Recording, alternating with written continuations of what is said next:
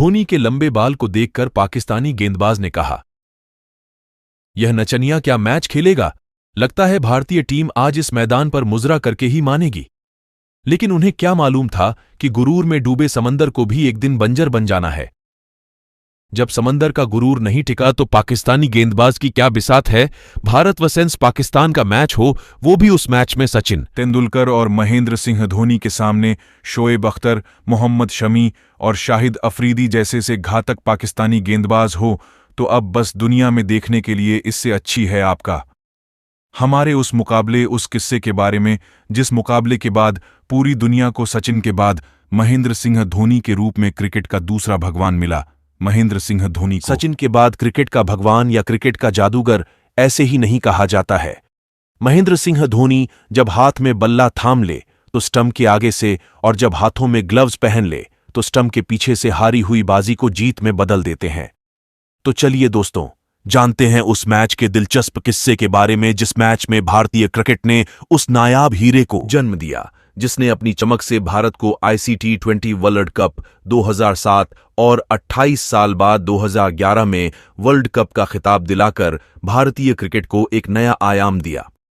World cup 2003 के final में Australia से बुरी तरीके से हार जाने के बाद भारतीय टीम को एक ऐसे खिलाड़ी की तलाश थी जो बेहतर विकेटकीपर होने के साथ साथ टीम की बल्लेबाजी में किसी भी स्थान पर ताबड़तोड़ बल्लेबाजी करने में सक्षम हो। ऐसे में उस दौर के भारतीय कप्तान सौरभ गांगुली के पास एक नहीं, तीन भारतीय ऑप्शंस थे।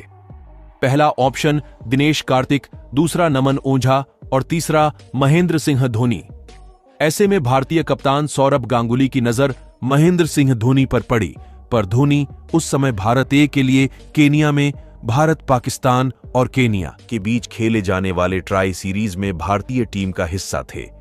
यह ट्राई सीरीज पारियों में 2 शतक सहित 352 रन ठोक कर भारतीय कप्तान सौरभ गांगुली और इंडियन सिलेक्टर्स को अच्छा खासा प्रभावित किया था, जिसके परिणाम स्वस्वरूप 4 दिसंबर 2004 को महेंद्र सिंह धोनी का सिलेक्शन बांग्लादेश के खिलाफ खेले जाने वाले एक दिवसीय सीरीज में हो गया।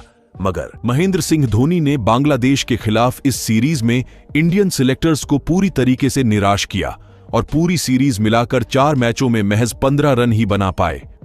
भारतीय टीम को अपनी अगली एक दिवसीय मैचों की सीरीज उस पाकिस्तान टीम से खेलना था जिस टीम में शोएब अख्तर, मोहम्मद शमी, राणा, नावेद उल हसन, शाहिद अफरीदी जैसे खतरनाक गेंदबाज थे जो पलक झपकते ही विरोधी टीम के बल्लेबाजों के स्टंप को तोड़ने के साथ साथ उन बल्लेबाजों की हड्डियां भी तोड़ देते थे। बांग्लादेश के खिलाफ खेले गए सीरीज में धोनी के खराब प्रदर्शन से सौरभ गांगुली पर भारतीय सिलेक्टर्स द्वारा दबाव दिया जा रहा था कि धोनी को पाकिस्तान के खिलाफ खेले जाने वाले एक दिवसीय सीरीज से बाहर कर दिया जाए। मगर सौरभ गांगुली इंडियन सिलेक्टर से धोनी को टीम में बनाए रखने की बात को लेकर अड़े रहे और फाइनली सिलेक्टर्स को सौरभ गांगुली के सामने झुकना पड़ा। सौरभ गांगुली ने न सिर्फ पाकिस्तान के खिलाफ सीरीज में धोनी को भारतीय टीम का हिस्सा बनाया, बल्कि धोनी को पाकिस्तान के खिलाफ सीरीज के पहले मैच में खेलने का मौका भी दिया। मगर धोनी के लक ने यहां भी धोनी का साथ नहीं दिया और धोनी पाकिस्तान के खिलाफ पहले मुकाबले में महज 3 रन बनाकर आउट हो गए। 4 मैचों में महेंद्र सिंह धोनी के लगातार फ्लॉप हो जाने के बाद इंडियन सिलेक्टर्स के साथ साथ इंडियन क्रिकेट फैंस भी सौरभ गांगुली के ऊपर आग बोला हो गए। भारतीय चयनकर्ता और भारतीय मीडिया सौरभ गांगुली के पीछे पड़ गए। कुछ लोगों ने कहा कि गांगुली धोनी को बस इसीलिए बार बार मौका दे रहे हैं क्योंकि धोनी और गांगुली दोनों पूर्वी भारतीय हैं। तो वहीं कुछ लोगों ने धोनी के लंबे बालों को देखकर कहा कि क्रिकेट खेलना धोनी के बस की बात नहीं है, धोनी को किसी डांस पार्टी में नचनिया का काम ढूंढ लेना चाहिए। लेकिन जो लोग धोनी और गांगुली को ट्रोल कर रहे थे, उन्हें क्या पता था कि यही खिला आगे चलकर दुनिया के तमाम खतरनाक गेंदबाजों को ऐसा नाच नचाए कि उनके पैरों के घुंघरू टूट जाएंगे। और आखिरकार वो दिन भी आ गया। 5 अप्रैल 2005 हजारों दर्शकों से भरा विशाखापट्टनम का वो ग्राउंड मैच शुरू होने से पहले किसे पता था कि यहां इस ग्राउंड में कुछ ऐसा होने वाला है जिसका गवाह इतिहास होगा, जिसे लोग सदियों तक नहीं भूल पाएंगे। भारत और पाकिस्तान के बीच खेले जाने वाले इस मुकाबले में भारतीय क्रिकेट का एक ऐसा कोहिनूर हीरा निकल कर आएगा जो अपनी चमक से भारतीय क्रिकेट में ऐसा उजाला कर जाएगा जिसे जब तक सूरज चांद रहेगा तब तक लोग याद रखेंगे। यह दुनिया पूरी तरीके से अनभिज्ञ और अनजान थी।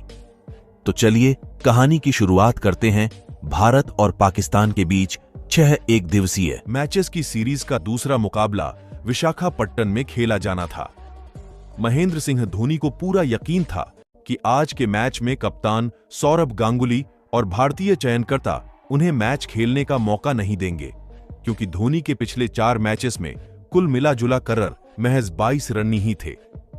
टॉस पड़ने वाला था। धोनी स्टेडियम के एक कोने पर चुपचाप बैठे थे। तभी सौरभ गांगुली ने धोनी से आकर कहा, माही तैयार हो जा।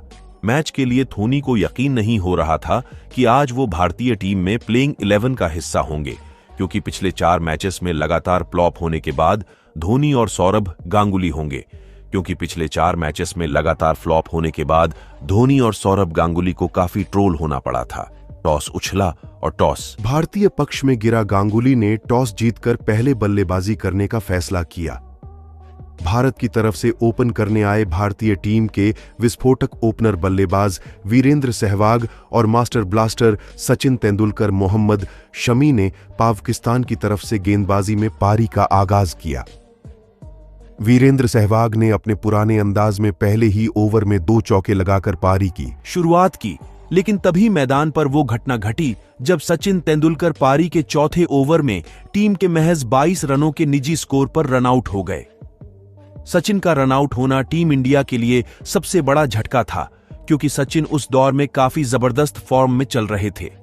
उनके आउट हो जाने के बाद मैदान पर आमतौर पर तीसरे नंबर पर बल्लेबाजी के लिए कप्तान सौरभ गांगुली आते थे, लेकिन आज गांगुली ने धोनी के लिए अपनी 3 नंबर की पोजीशन को कुर्बान कर दिया। बस इतिहास यहीं से लिखना शुरू हुआ। धोनी जब मैदान पर बल्लेबाजी के लिए जा रहे थे तो पाकिस्तान के खतरनाक तेज गेंदबाज मोहम्मद शमी ने धोनी के लंबे बालों को देखकर तंज कसते हुए शाहिद अफरीदी से कहा, शाहिद भाई, लगता है आज क्रिकेट नहीं मुजरा होने वाला है, क्योंकि भारतीय टीम ने अपने एक नचनिया को मैदान पर भेजा है। मोहम्मद शमी के इस तंज को चुपचाप खामोशी से सुन लिया। धोनी की ये खामोशी विशाखापट्टनम के इस मैदान पर आज वो सुनामी लाने वाली थी जिसमें पाकिस्तान के गेंदबाज तबाह और बर्बाद होने वाले थे। बस यहीं से शुरुआत होती है असली कहानी की। जब धनी स्ट्राइक पर आए तो पाकिस्तान की तरफ से गेंदबाजी करने आए घात गेंदबाज राणा नावेद उल हसन हसन की पहली गेंद पर धोनी ने लॉन्ग ऑफ के ऊपर से खेलकर खूबसूरत सा चैक लगाकर अपनी पारी का आगाज किया। धोनी ने पारी का आगाज तो चौके के साथ किया, लेकिन इसके बाद धोनी ने संभलकर तो वहीं सहवाग ने विस्फोटक पारी खेलते हुए टीम का स्कोर 100 रन के पार पहुंचा दिया। लेकिन जब भारतीय टीम का स्कोर 122 रन था तो वीरेंद्र सहवाग 40 गेंदों पर 12 चौके और 2 की मदद से 76-70 रनों की पारी खेलकर आउट हो गए। सहवाग के आउट हो जाने के बाद बल्लेबाजी करने आए सौरभ गांगुली तो गांगुली भी कुछ खास योगदान नहीं दे पाए और महज 8 रन बनाकर आउट होकर पवेलियन वापस चले गए। भारत के त्रिदेव यानी कि सचिन, सहवाग और गांगुली आउट होकर पवेलियन जा चुके थे। गांगुली के आउट होकर जाने के बाद मैदान पर बल्लेबाजी करने आए राहुल द्रविड़। दुनिया को लग रहा था कि अब यहां से भारतीय टीम पाकिस्तान की खतरनाक गेंदबाजी के सामने 220 या फिर 230 रनों तक समेट जाएगी और ऑल आउट हो जाएगी। सौरभ गांगुली जब आउट होकर मैदान से बाहर जा रहे थे तो गांगुली धोनी को खामोशी से और धोनी सौरभ गांगुली को खामोशी से देख रहे थे, और यही खामोशी आज विशाखापट्टनम इस मैदान पर तूफान लाने वाली थी। महेंद्र सिंह धोनी ने सोच लिया कि आज वो खुद इतना रन बना देंगे कि पाकिस्तान को चेज करना मुश्किल हो जाएगा, और यहीं से शुरू हुआ धोनी का अपना विस्फोटक अंदाज। ये बंदा इतना खेला कि अगली 130 गेंदों पर इस बंदे ने 5 चौकों और 4 की मदद से 148 रन की पारी खेली। महेंद्र सिंह धोनी के बल्ले से निकली ये वही चौके और थे जो पाकिस्तानी खतरनाक गेंदबाजों को रह रहकर जवाब दे रहे थे कि आज मैदान पर कोई नचनिया नहीं, तुम सबका बाप आया है जो आगे 5 सालों तक तुम्हें ऐसे ही खून के आंसू रुलाएगा। 144 रनों की पारी किसी भी भारतीय विकेटकीपर के द्वारा सर्वोच्च थी। महेंद्र सिंह धोनी जब आउट हुए उस समय भारतीय टीम का स्कोर 282 रन और पारी का 42वां ओवर चल रहा था। सोचो, कल तक जिसके 5 मैचों में कुल मिलाकर 22 रन थे, वो खिलाड़ी अपने छठे मैच में 148 रनों की पारी खेल गया। अगर धोनी 22 ओवर में आउट ना हुए होते तो पाकिस्तान के गेंदबाज सोचकर भी डरते हैं कि उस दिन भारत ने 500 के ऊपर का लक्ष्य दिया होता। पाकिस्तान को धोनी के आउट हो जाने के बाद अगले बल्लेबाजों ने ताबड़तोड़ तोड़ बल्लेबाज करते हुए भारतीय टीम के स्कोर को 375 रनों तक पहुंचा दिया और पाकिस्तान को जीतने के लिए 356 रनों का लक्ष्य दिया। जब 356 रनों के विशाल लक्ष्य का पीछा करने उतरे, पाकिस्तान के बल्लेबाज तो अपनी पारी को संभाल ही नहीं पा रहे थे। वो उस प्रेशर को ही नहीं खेल पा रहे थे जो इतना बड़ा टारगेट था। पाकिस्तान के सभी प्लेयर्स रन तो बना रहे थे, लेकिन पाकिस्तान के लगातार अंतराल पर विकेट भी गिर रहे थे। लेकिन कहते हैं ना, पाकिस्तान तो पाकिस्तान है, वो भारत से हारेगी लेकिन लड़कर हारेगी, और हो भी कुछ ऐसा ही रहा था।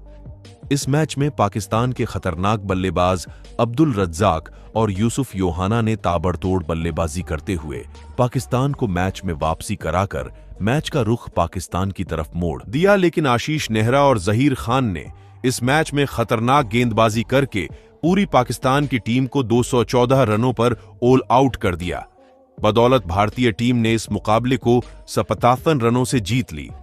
यह वही 6 मैचों की सीरीज थी जिसमें भारतीय टीम ने वह इतिहास लिखना शुरू कर दिया था, जिसकी बदौलत भारतीय टीम का T20 वर्ल्ड कप 2007 और IC वर्ल्ड कप 2011 मिला। इस मैच के बाद महेंद्र सिंह धोनी ने कभी भी पीछे मुड़कर नहीं देखा और लगातार 15 सालों तक महेंद्र सिंह धोनी भारतीय टीम को न जाने कितने अनगिनत अविश्वसनीय मैच जिताकर भारतीय टीम को सर्वोच्च शिखर पर ले जाने का कार्य करते रहे।